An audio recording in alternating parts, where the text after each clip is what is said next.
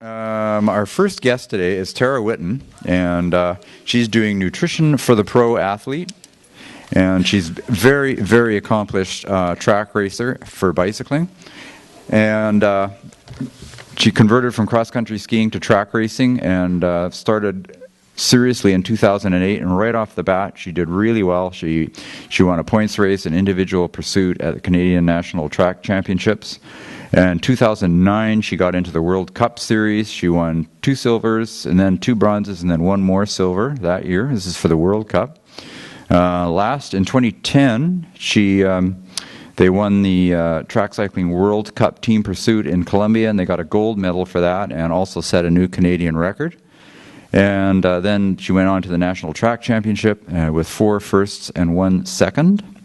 And then this year, 2011, World Track Cycling Champion in the Women's Omnium, and that's a 6-event deal, and she won it. So very, very accomplished. And the women's team pursuit is going to be in the 2012 Olympics, so hopefully we'll see her there as well. So if you're riding at that level, you've got to know everything there is to know about nutrition, so I can't think of anybody better to be telling you about it. So I'd like to introduce Tara.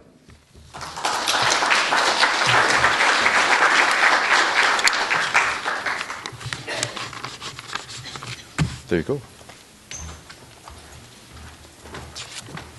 Thanks, Rod. Actually, the Omnium's going to be in the Olympics too. It's for the first time, both those events. Thank you so much for coming. It's really great to be here.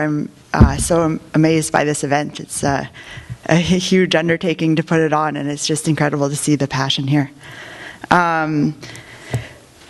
Good food, I believe, is one of the great pleasures of life. And I've had some incredible food while I've been here in Victoria, actually. You guys, or people that live here, are really lucky.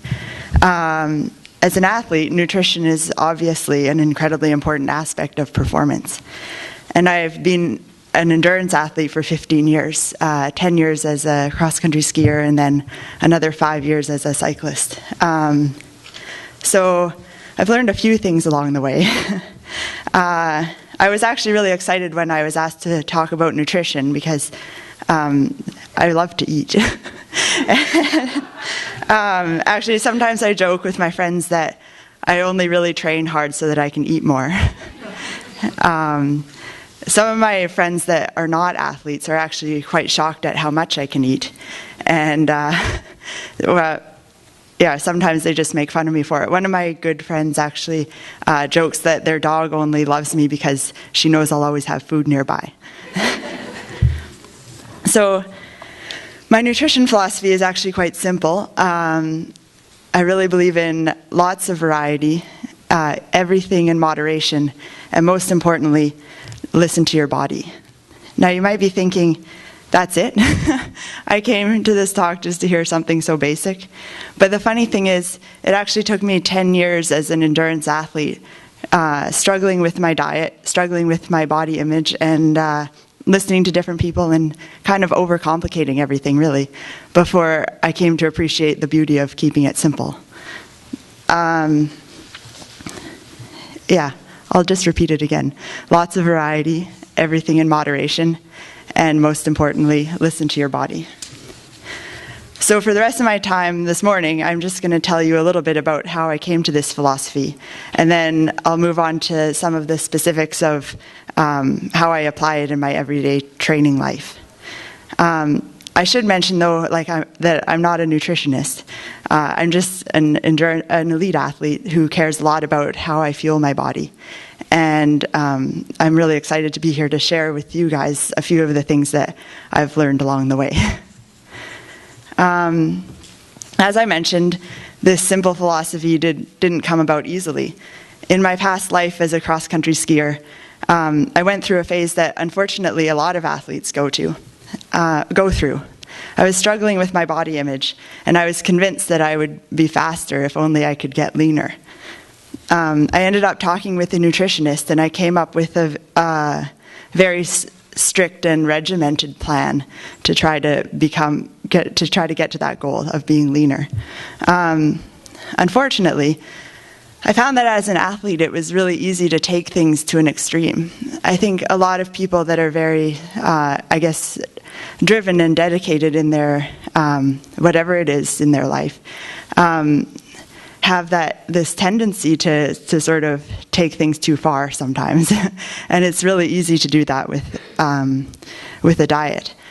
And this kind of led to a really bad time for me. I did get lean, but I also was sick a lot, and I wasn't very happy, and I didn't really perform very well. So I kind of didn't get any of my goals. And the worst thing, I think, is that I lost my ability to listen to my body.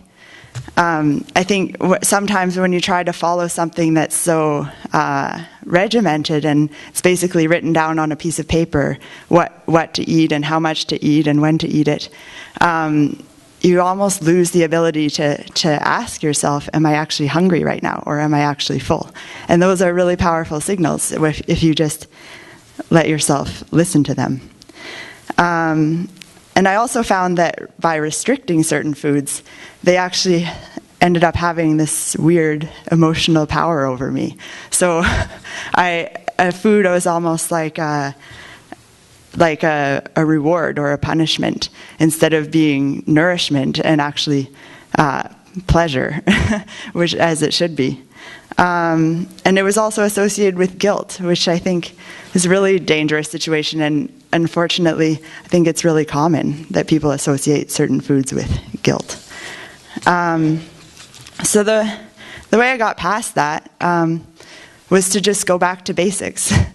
And it was another nutritionist that I talked to that kind of was able to convince me that healthy eating, even for an elite athlete, doesn't have to be complicated. I just eat a wide variety of foods with a lot of fruits and vegetables. I don't restrict anything. If I want a piece of chocolate, I'll have one. If I'm craving ice cream, I'll have a bowl of ice cream. And I refuse to feel guilty about it. But everything is just in moderation. And I think the really critical thing is that I really have learned to listen to my body. And I trust what it's telling me. And it tells me when I'm hungry. It tells me when I'm full. And as long as I'm really honest with myself, I think that's a really important thing, to listen to your body. And the funny thing is, I'm actually way leaner now and fitter and performing much better. And I'm much happier than I ever was when I was being so regimented about my diet. So now I guess I'll just talk about some specifics of actually what I eat on a day-to-day basis. My favorite breakfast is oatmeal with cottage cheese and yogurt, and I sweeten it up with some sugar and almonds and cranberries maybe, and usually a banana, lots of coffee. And then usually I'm doing some sort of workout. If it's less than an hour, I usually just bring some water with me. If it's between an hour and 2 hours, I'll usually find some sort of sport drink. I sweat a lot, so I like to find something with some electrolytes. And then over 2 hours, I'll bring some sort of solid food as well, like an energy bar or a banana. Post-workout is something that I've always really believed in, replenishing during the window of opportunity to refuel your muscles with glycogen. But it's nice to be able to keep this simple, and one thing you can even do is chocolate milk. I am here with Dairyland, but they didn't ask me to mention that. But so it's really, this refueling after workout is very important. For lunches and dinners, it's no real secrets. I have some complex carbohydrates, rice, pasta, sweet potatoes, something like that, along with some protein and lots of vegetables. I try to be really creative with vegetables. I mean, there's so much variety and so many great flavors. So,